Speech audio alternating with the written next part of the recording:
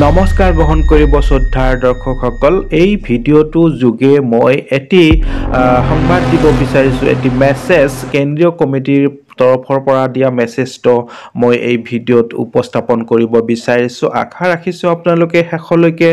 ভিডিঅ'টো চাব আৰু তেতিয়াহে নিশ্চয় ভালকৈ বুজিব পাৰিব এক দীৰ্ঘদিনীয়া দাবী হেয়া হৈছে মাননী বৃদ্ধি এই মাননী বৃদ্ধিৰ বাবে কিমান যে কত যে কি আন্দোলন কৰিলে এই কৰ্মী সহায়িকাসকলে কিন্তু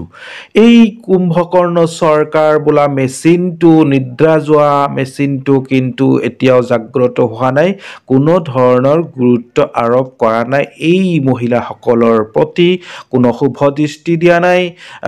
অজন্তা নেওক মন্ত্ৰী ডাঙৰীয়ানী কিন্তু ভেকো ভাওনাহে কৰিলে অকণমান সঁহাৰি নিদিলে এই মহিলাসকলৰ প্ৰতি অকণো গুৰুত্ব নিদিলে কাক লৈ চৰকাৰ চলাব বিচাৰিছে অসমখন কিহৰ বাবে এই চৰকাৰখন কাৰ বাবে কেৱল নিজৰ গাদীটো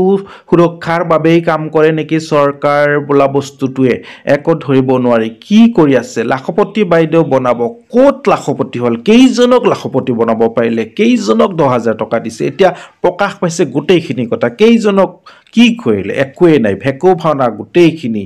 আগতে এই সংবাদটো চাওকচোন সংগ্ৰামী বান্ধৱীসকল পোনপ্ৰথমে আপোনালোক সকলোলৈকে বৈপ্লৱিক অভিনন্দন জ্ঞাপন কৰিলোঁ মহিলা আৰু শিশু কল্যাণ বিভাগৰ মাননীয় সঞ্চালকালয়ৰ 19 অক্টোবৰ 2023 প্ৰস্তাৱ অনুসৰি অসম চৰকাৰে মাননী বৃদ্ধিৰ চৰকাৰী ঘোষণা কৰিলেহে আমি পোষণ খুলিম বিএলৰ কাম কৰিম কেন্দ্ৰ খুলিম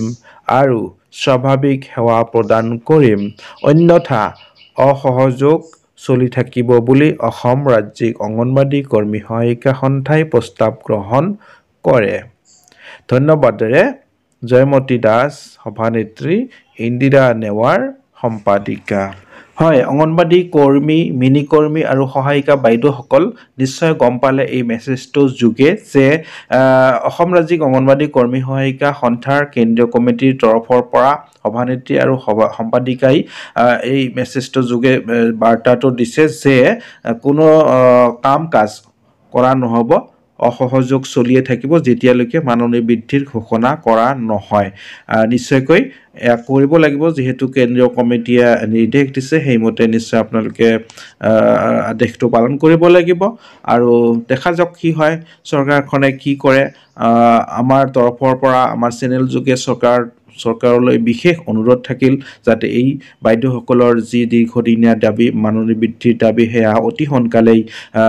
পূৰণ কৰে আৰু মাননী বৃদ্ধিৰ এটা শুভ বাৰ্তা দিয়ে অতি সোনকালেই চেনেলটো যদি সাবস্ক্ৰাইব কৰা নাই এতিয়াও প্লিজ সাবস্ক্ৰাইব এটা কৰি দিব আৰু পৰৱৰ্তী আন এটি ভিডিঅ'ত লগ পোৱাৰ আশাৰে আজিলৈ ইমানতেই ধন্যবাদ জয় অসম